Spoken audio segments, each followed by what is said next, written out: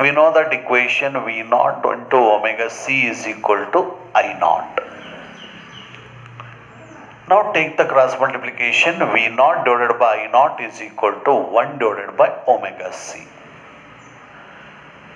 This 1 divided by omega C is equal to XC. According to Ohm's law, V by I is equal to R. Instead of R, XC is taken. This XC is nothing but the AC resistance in the capacitor circuit. This AC resistance in the capacitor circuit is nothing but capacitive reactance of capacitor.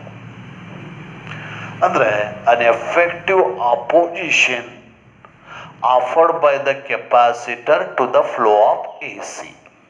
An effective opposition offered by the capacitor to the flow of AC is called capacitive reactance of capacitor. ಅಂದರೆ ಈ ಒಂದು capacitor ಆ flow ಆಗ್ತಕ್ಕಂಥ A ಸಿಯನ್ನು oppose ಮಾಡ್ತಾ ಇರುತ್ತೆ ಆ ಸರ್ಕ್ಯೂಟಲ್ಲಿ. ಇಂಥ effective ಅಪೋಸಿಷನ್ಗೆ capacitive reactance ಅಂತ ಕರಿತೀವಿ. Symbol is X C. ಹಾಗಾದರೆ X C is also equal to V not upon I not. R M S value of voltage ಮತ್ತು ಪೀಕ್ ವೋಲ್ಟೇಜ್ಗೂ ರಿಲೇಷನ್ ಗೊತ್ತಿದೆ. V not equal to V R M S into root. Peak value of current ಮತ್ತು R M S value of ಕರೆಂಟ್ಗೂ relation ಗೊತ್ತಿದೆ. I not equal to I R M S into root. Root get cancelled. ಆಗ X C is equal to V R M S divided by I R M S. Its unit is also ohm. S I unit ohm ಆಗುತ್ತೆ. ಹಾಗಾದರೆ R M S V R M S means R M S value of voltage across the capacitor and I RMS is RMS value of current flows through the capacitor. This ratio is nothing but XC. Andre the ratio of RMS value of voltage across the capacitor to the RMS value of current flows through the capacitor is also called capacitive reactance of capacitor. So we know that omega is equal to 2 pi f. F is the frequency of AC. Instead of omega, substituting this 2 pi f, we get XC is equal to 1 divided by 2 pi f C. This is the equation for capacitive reactance, 1 by 2 pi f C, and unit is ohm. ಅಲ್ಲಿ inductive reactance XL equal to 2 pi FL ಬಂದಿತ್ತು.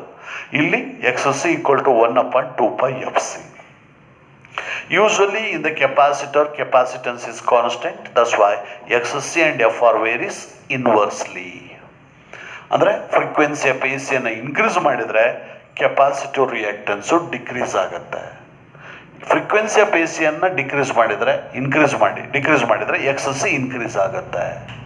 ಇದನ್ನು ನಾವು graphically ನೋಡೋದಾದರೆ along the Y axis X C and along the X axis F ಅಂತ ಒಂದು graph ಹಾಕಿದರೆ ಈ ರೀತಿ ರೆಕ್ಟ್ಯಾಂಗ್ಯುಲರ್ ಹೈಪರ್ಬಲಿಕ್ ಕರ್ವ್ ಬರುತ್ತೆ. ಇಲ್ಲಿ ಎಫ್ ಅನ್ನು ಇನ್ಕ್ರೀಸ್ ಮಾಡಿದರೆ ಎಕ್ಸ್ ಸಿ ಡಿಕ್ರೀಸ್ ಆಗುತ್ತೆ, ಅಥವಾ ಎಫ್ ಅನ್ನು ಡಿಕ್ರೀಸ್ ಮಾಡಿದರೆ ಎಕ್ಸ್ ಸಿ ಇನ್ಕ್ರೀಸ್ ಆಗುತ್ತೆ. ಇಫ್ ಎಫ್ 0 ಇದ್ದರೆ X C infinity, if F infinity ಇದ್ದರೆ X C equal to 0. Okay, ಹಾಗಾದ್ರೆ what are the differences between inductive reactance and capacitive reactance? X L ಮತ್ತು X ಸಿಗೂ ಏನು ಡಿಫ್ರೆನ್ಸಸ್ ಬರುತ್ತೆ? First difference, inductive reactance is effective opposition offered by the inductor to the flow of A C. Effective opposition offered by the inductor to the flow of A C. And X C means capacitive reactance ಅಂತಂದರೆ effective opposition offered by the capacitor to the flow of A C. This is first difference. Second, in the inductor circuit X L is directly proportional to F. X L inductive reactance is directly proportional to frequency of A C. ಇಲ್ಲಿ capacitive reactance X C is inversely proportional to frequency of A C. So ಅಲ್ಲಿ ಗ್ರಾಫನ್ನು plot ಮಾಡಿದರೆ X L against F ಗ್ರಾಫನ್ನು plot ಮಾಡಿದರೆ we get the linear curve. ಇಲ್ಲಿ ಗ್ರಾಫನ್ನು plot ಮಾಡಿದ್ರೆ X C against F ಗ್ರಾಫನ್ನು ಪ್ಲಾಟ್ ಮಾಡಿದ್ವಿ ಅಂತಂದರೆ we get the rectangular hyperbolic curve. In the inductor circuit voltage leads the current by 90 degree. Inductor ಸರ್ಕ್ಯೂಟಲ್ಲಿ voltage leads the current by 90 degree. In the capacitor circuit voltage lags the current by 90 degree. These are all differences between inductive reactance and capacitive reactance. ಹಾಗೆಯೇ what are the differences between resistance and reactance? Reactance means either XL or XC. ಹಾಗಾದರೆ ಈ ಒಂದು inductive ಅಥವಾ capacitive ರಿಯಾಕ್ಟೆನ್ಸು ಮತ್ತು resistance ಇವಕ್ಕೆ ಇರ್ತಕ್ಕಂಥ difference. ಹಾಗಾದರೆ resistance ಅಂದರೆ ಏನು? Effective opposition offered by the conductor to the flow of charge. Effective opposition offered by the conductor to the flow of charge.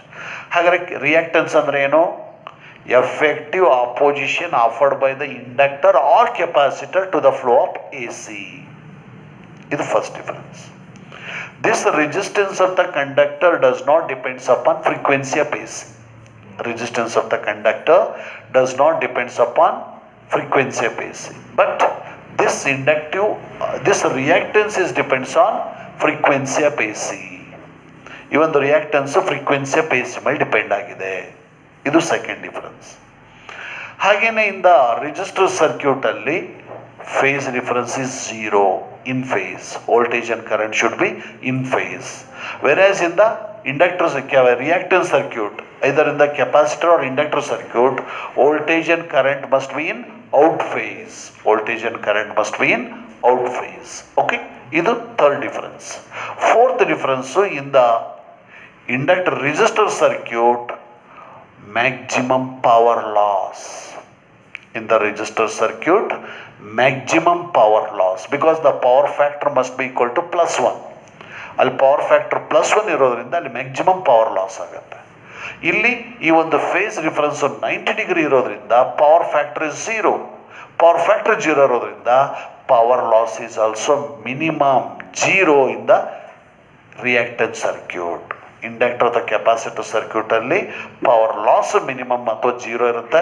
ಅದರ ರೆಸಿಸ್ಟರ್ ಸರ್ಕ್ಯೂಟಲ್ಲಿ power loss must be maximum, that is P = VRMS × IRMS. ಇಲ್ಲಿ in the case of reactance means capacitor or inductor circuit, power loss must be equal to 0. ಇವು differences between resistance and reactance. Okay.